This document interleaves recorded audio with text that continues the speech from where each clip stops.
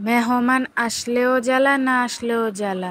জামাই ১ দিন পর ২ দিন পর তার ওই বন্ধু সেই বন্ধু নিয়ে বাসায় হাজির হয়। আর বাসায় এসে আমারে ঝামেলায় ফেলে দেয়। সো হ্যালো এভরিওয়ান, আসসালামু আলাইকুম। আশা করি সবাই ভালো আছেন, আমিও ভালো আছি। এই তো হাসব্যান্ডে বিকেলে তার এক বন্ধুকে নিয়ে বাসায় হাজির। তো এই তো নাস্তা পানি দিলাম তাদেরকে। তারপরে এই তো তার পরের দিন সকালে মানে রাতে ধুইতে পারিনি। তো অনেকগুলো থালা-বাটি হইছে। বললাম না মেহমান আসলেও জ্বালা না আসলেও জ্বালা। একদম থালা-বাটি ভরে যায় তাদাম। তো যাই হোক এই তো থালাবাটিগুলো সকালে ঘুম থেকে উঠে ফ্রেশ হয়ে থালাবাটিগুলো ধুয়ে নিলাম।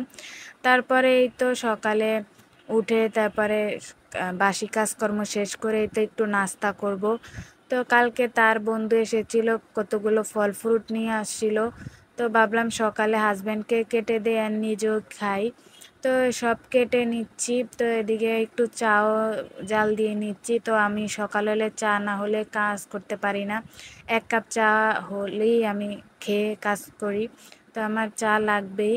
তো এদিকে চাটা হয়ে গিয়েছে, এখন হাসব্যান্ডকে খেতে দিচ্ছি এন্ড আমিও খেয়ে নিচ্ছি। তারপরে ঘরের বাকি কাজকর্ম করব। তো এই তো হাসব্যান্ড খাইতেছেন, আমিও খেয়ে নিলাম। তারপরে ঘরে কোনো চাল নেই। তো তাকে বাজারে পাঠিয়ে দিয়েছিলাম আর সে একটা চালের বস্তা পাঠিয়ে দিয়েছে রিক্সাতে করে। তো এই তো আমি ঘরে নিয়ে আসছি এন্ড বাটাতে ভরে রাখছি। তো অর্ধেক একটা বাটাতে ভরে গিয়েছে আর অর্ধেক আরেক বাটাতে ভরবো।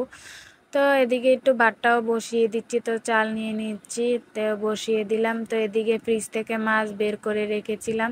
তো কালকে এই যে চাপলি মাছগুলো এনেছিল, তো সেগুলো অর্ধেক কাল রান্না করছিলাম, তো আজকে আবার রান্না করব। তো এই তো কেটে ধুয়ে সব পরিষ্কার করে নিলাম। তো এর পাকে একটু আলু ভাজি করব আর এই মাছটাকে একটু ভুনা করে নেব। তো এই মাছটা আমি একদমই দেখতে পারি না, দেখছেন কি অবস্থা, একদম কাটা বের হয়ে গিয়েছে। তো যাই হোক এদিকে মশলাটাকে কষিয়ে এখন মাছগুলা দিয়ে রান্না করতে বসিয়ে দেব। তো মাছটা কিন্তু খেতে এমনি খুব মজা আছে, কিন্তু মানে কাটা-টাটা সব বের হয়ে যায় কাটার সময়।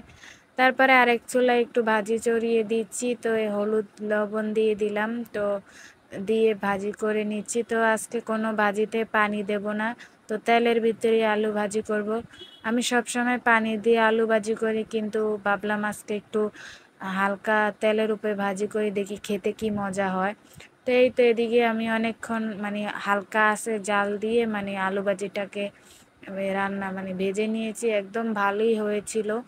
তো এই তো আমার হাজবেন্ডকে কাজ থেকে এসেছে আর খেতে দিলাম। তো আমিও পরে খেয়ে নেবো। তো